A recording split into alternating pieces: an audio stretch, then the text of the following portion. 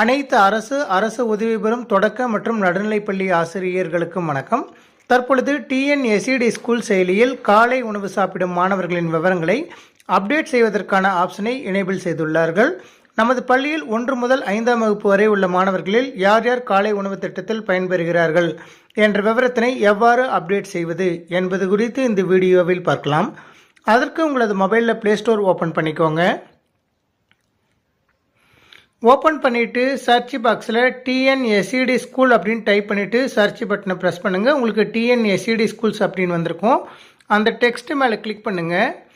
Click பண்ணினதும் உங்களுக்கு latest version update பண்ண சொல்லி கேட்கும். அப்டேட் பண்ணிக்கோங்க. நீங்கள் அப்டேட் பண்ணி முடிச்சதுக்கப்புறம் ப்ளே ஸ்டோரை விட்டு வெளியே வந்துடுங்க. வெளியே வந்ததுக்கப்புறம் டிஎன்எஸ்சிடி ஸ்கூல்ஸ் அப்படிங்கிற ஐக்கனை ஓப்பன் பண்ணிக்கோங்க.